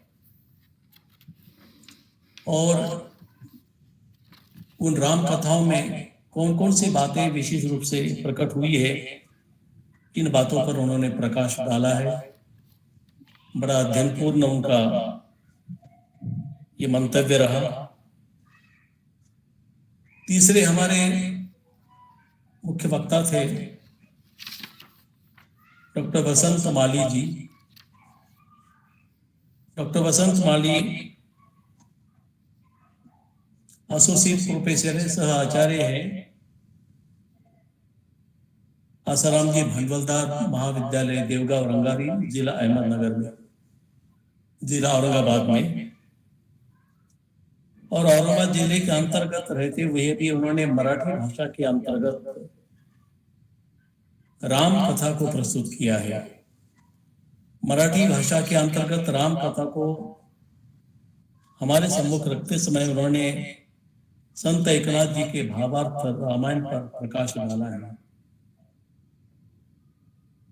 संत एकनाथ जी ने इस प्रकार से राम कथा लिखी है और वह भावार्थ रामायण मराठी का श्रेष्ठ ग्रंथ किस प्रकार से है, इन बातों को उन्होंने यहाँ पर हमारे सम्मुख रखा है। डॉक्टर माली जी ने बहुत अध्ययन करते हुए सोच विचार से अपनी बातें यहाँ पर रखी है और हमें संतुष्ट किया है। हमारे अंतिम जो वक्ता थे, जो इस गोष्ठी के मुख्य अतिथि है, प्रोफेसर डॉक्टर सातप्पा लहू चौहान, जो अहमदनगर महाविद्यालय में हिंदी विभाग में प्रोफेसर के पद पर कार्यरत है, अनेक ग्रंथों के निर्माता है। किसी भी विषय पर बोलने की उनकी खूबी है। इसके पूर्व अन्य संस्थाओं के गोष्ठियों में, महाविद्यालय में उन्हें मैंने आमंत्रित किया था। उनकी एक विशेषता है कि बिना अध्ययन के वे बोलते नहीं, और विषय के परिप्रेक्ष्य में वे पूर्ण अध्ययन करते हैं और उस अध्ययन पर अपनी बात कहते हैं और अपनी बात को व्यक्त जो करते हैं तो वह सब प्रमाण व्यक्त करते हैं। उनके इस 15-20 मिनट के उद्बोधन से हमने देखा है, उन्होंने आरंभ में कहा कि मैं अन्य भाषाओं को लूंगा नहीं, मैं भारतीय भाषाओं के परिप्रेक्ष्य में राम कथा को व्यक्त करूंगा। और उस प्रकार से उन्होंने लगभग सभी भारतीय भाषाओं में, संक्षिप्त में क्यों न हो, लेकिन हर भारतीय भाषा में राम कथा किस प्रकार से लिखी गई है उसका उन्होंने यहाँ पर विवेचन विश्लेषण किया है। उनके उद्बोधन से एक बात स्पष्ट हुई है, जो कि उन्होंने कहा है कि राम कथा के केंद्र में मानवता है। डॉक्टर चौहान जी ने यह भी कहा कि राम कथा किसी धर्म से प्रेरित नहीं है, किसी भाषा से प्रेरित नहीं है। वाल्मीकि जी ने रामायण लिखा है, लेकिन उसके बाद हर भाषा में राम कथा लिखी गई। हर धर्म के लोग राम कथा को लिखकर उसे पढ़ते हैं। क्यों पढ़ते हैं? क्योंकि प्रभु रामचंद्र जी भारतीय संस्कृति के प्रतीक है।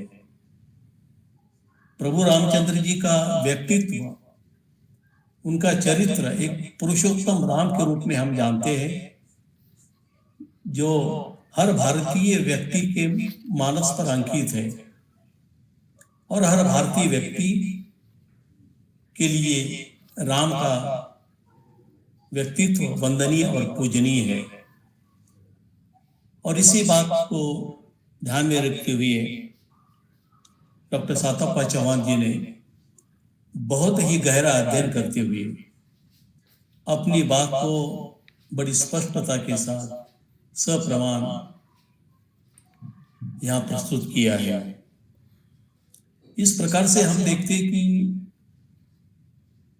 इस गोष्ठी के माध्यम से विभिन्न भारतीय भाषाओं में राम कथा किस प्रकार से हमारे सम्मुख उभर कर आई है, ये बात हमें ज्ञात हुई है।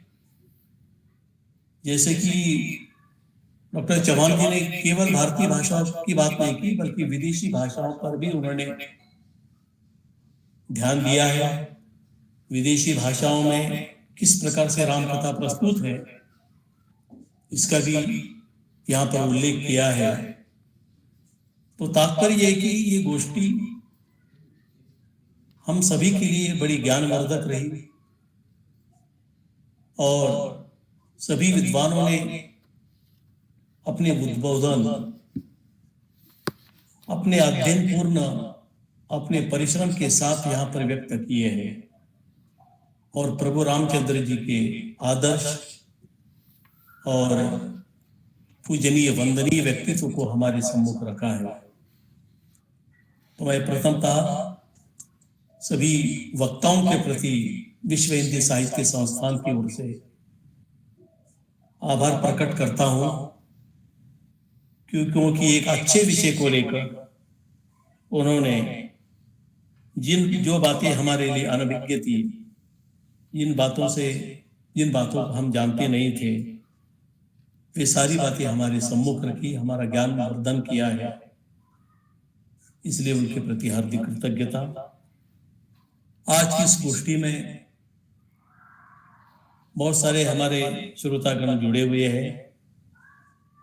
उन्होंने भी राम की कथा को या राम कथा में जो महत्वपूर्ण बातें हैं, उन बातों को आत्मसात करने का एक सफल प्रयास किया है। इसलिए उनके प्रति भी मैं साधुवाद व्यक्त करता हूँ। वंदना श्रीवास्तव जी ने सरस्वती वंदना प्रस्तुत करके सबको मंत्रमुग्ध किया है, उन्हें भी बधाई। और डॉक्टर रश्मि चौबे जी तो सुंदर संचालन के लिए अत्यंत माहिर है। श्रेष्ठ संचालन का उनका होता है हमेशा, उन्हें भी बधाई देता हूँ। और इस गोष्ठी की सफलता में प्रत्यक्ष रूप में आप सभी ने योगदान दिया। हमारे संस्थान के सचिव डॉक्टर गोकुलेश्वर कुमार द्विवेदी जी निरंतर इसी काम में लगे रहते हैं कि संस्थान कौन से विषय पर गोष्ठी रखे, किन वक्ताओं को हम आमंत्रित करें और इन गोष्ठियों के माध्यम से प्रतिभागियों में किस प्रकार से ज्ञान वृद्धि हो जाए, ये सारी बातें संस्थान के सचिव के बिल्कुल ध्यान में होती है। और इसी प्रकार से विश्व हिंदी साहित्य सेवा संस्थान केवल हिंदी प्रचार प्रसार का कार्य करता नहीं, बल्कि समाज सेवा भी करता है।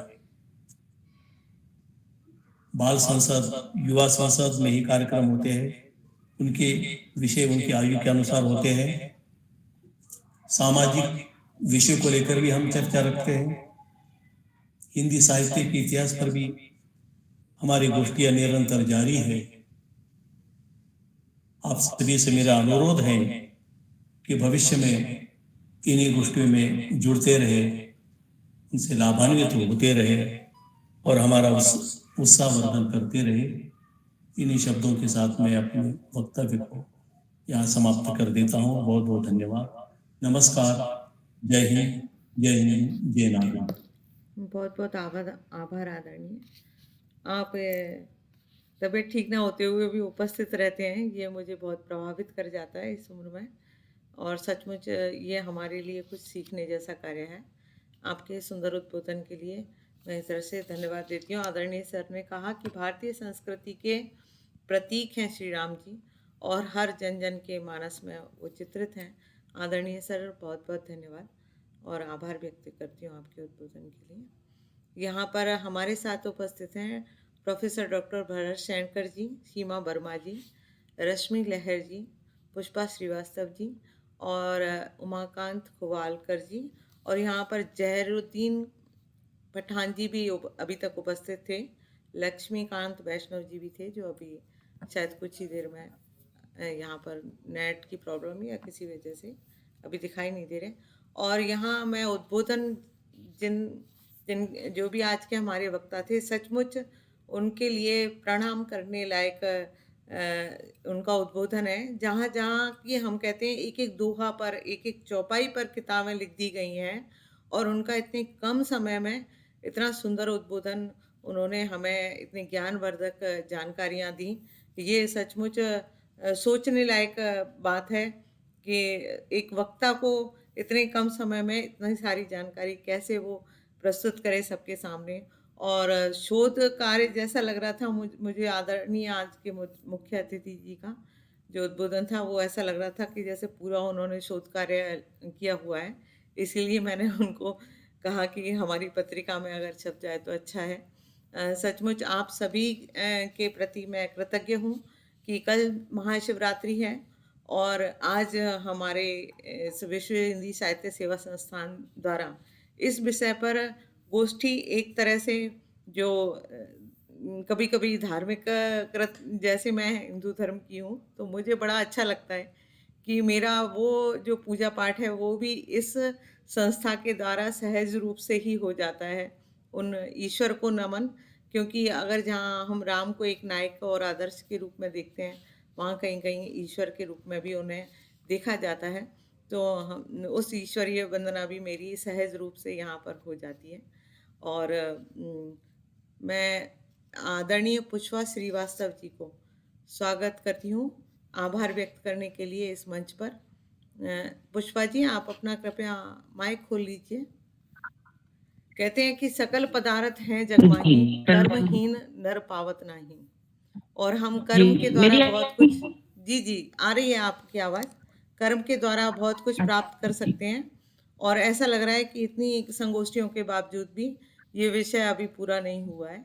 स्वागत है पुष्पा जी, आपका आभार व्यक्त करने के लिए कृपया अपना वीडियो भी खोल लीजिए तो ठीक लगेगा।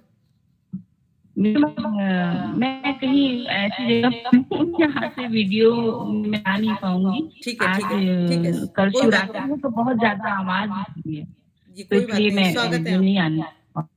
स्वागत है। जी पटल पर सभी उपस्थित प्रबुद्धजनों को हमारा प्रणाम स्वीकार हो। विश्व हिंदी साहित्य सेवा संस्थान की ओर से मैं सभी का अभिनंदन करती हूँ। और हमारा पटल इतने प्रबुद्ध राम हो गया है, राममय होकर हो गया है। इस बात है कि कल ही रात्रि है, पूर्व कार्यक्रम हुआ, इसके लिए हम सभी को सारी पूर्व संध्या की बधाई देते और सभी का अभिनंदन करते हैं। आज के पटल पर जो ये कार्यक्रम हुआ, आज का अन्य भारतीय भाषा राम, तो राम का जो एक तरह से व्यक्तित्व है वह इतना छोटा तो नहीं है कि एक गोष्ठी या संगोष्ठी में उसको बांधा जा सके। यह निरंतर चलने वाली एक तरह से प्रक्रिया है। हमें लगता है बहुत दूर मंजिल है, बहुत आगे तक आना होगा। और इसी विषय पर आज हमारे मुख्य अतिथि जी ने डॉक्टर सातप्पा लहू बड़ा ही सुंदर उद्बोधन दिया उन्होंने। और उनकी एक बात बहुत एकदम सही लगी कि किसी भी धर्म के साथ राम को ना जोड़ा जाए, मानवता के साथ हमको जोड़ना चाहिए। यह कथा संपूर्ण मानव जाति के लिए एक आदर्श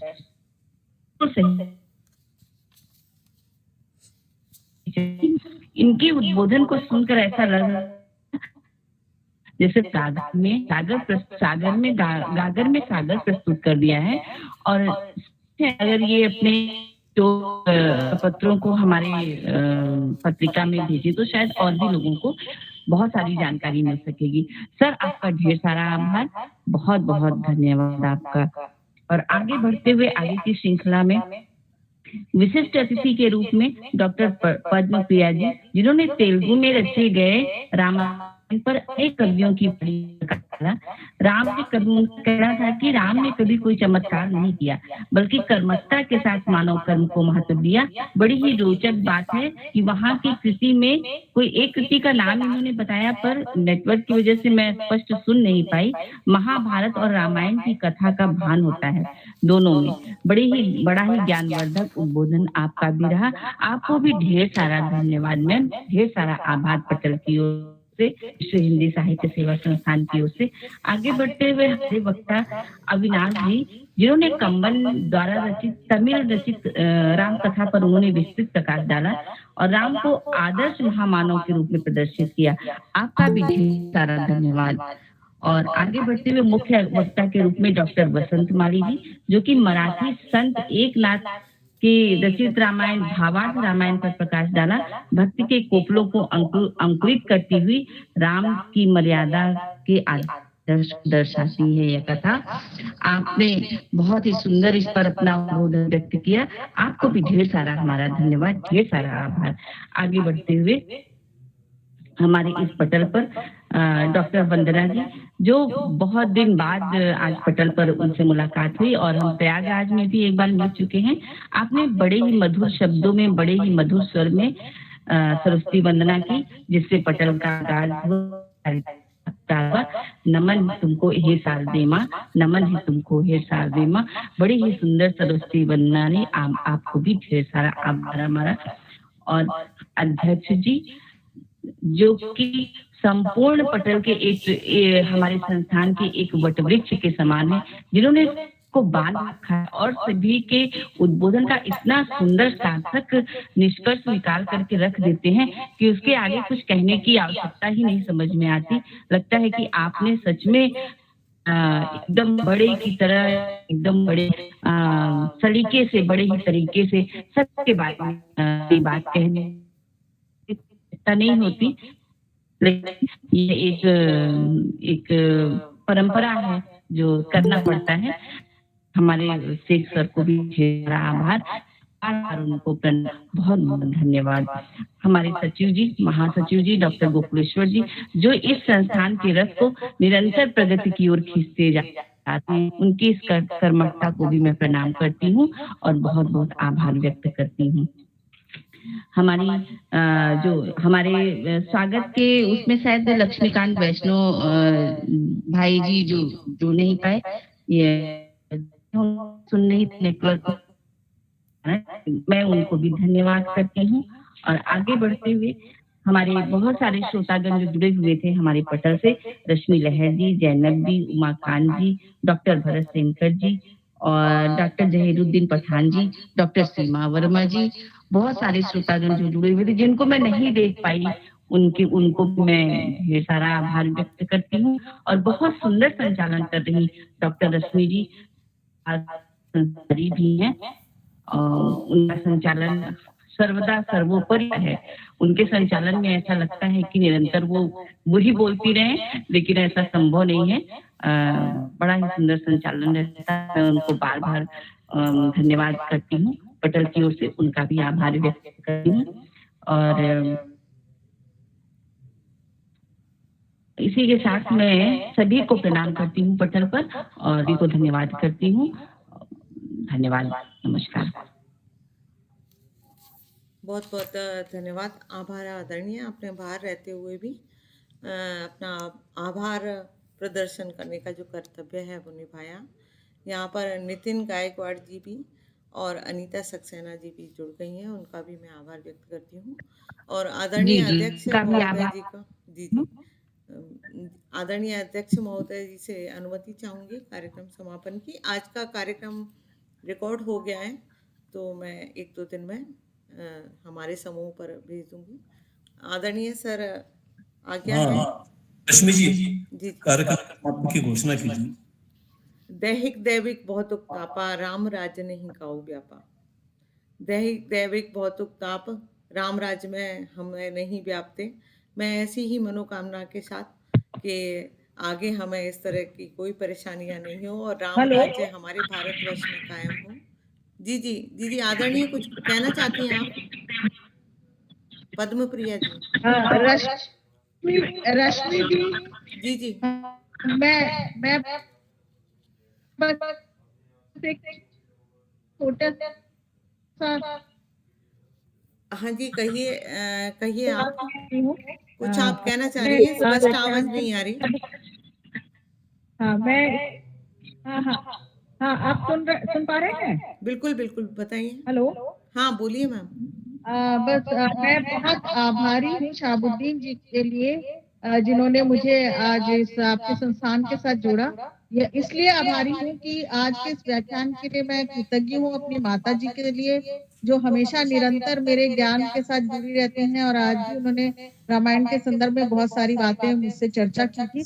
और ये एक मौका हुआ जब ये पुस्तक मोल्ल रामायणम की पीठिका, मेरे नाना जी ने इसकी पीठिका लिखी है, और उनको गुजरे हुए बहुत अरसा हो गया है, लेकिन आज दोबारा ये आपके इस कार्यक्रम के कारण उनकी विद्वत्ता, वो संस्कृत के बहुत बड़े विद्वान थे, तो उन्होंने ये मोल्ल रामायण जिसकी मैं बात कर रही थी, मैम इसकी आपका पीठिका जहाँ उन्होंने चेहरा दिखाई दे रहा है महोदया, कृपया वहां पर इस किताब को दिखा दीजिए। मैं यूट्यूब में डालूंगी तो वहां दिखती रहेगी जब भी कोई देखेगा। बहुत सुंदर, धन्यवाद। तो ये बाल सरस्वती बुक डिपो करनूल से छपी है, और ये एक तरह से मेरे लिए भी आज एक खोज की बात ही है कि मेरे पास ये पुस्तक बहुत ध्यान से रखी तो हुई थी, लेकिन इस पीठिका को मैंने कभी बहुत ध्यान से पढ़ा नहीं था। कहते हैं कि घर में जो चीज रखी होती है उसका मोल पता नहीं चलता है। शाहबुद्दीन जी, आपकी मैं बहुत आभारी हूँ कि मेरे नाना जी की इस विद्वत्तापूर्ण लेखन को आज हम बाहर ला सके, आपके समक्ष रख सके। बहुत बहुत धन्यवाद। बहुत बहुत धन्यवाद आदरणीय। और बहुत ही अच्छा लगा इस किताब को देखकर कि आज हमें आपकी वो पुरानी किताब देखने को मिली, और जानकर कि ये आपके नाना जी ने लिखी हुई है। तो मंगल भवन अमंगल हारी द्रवौ सुदशरथ अजय बिहारी।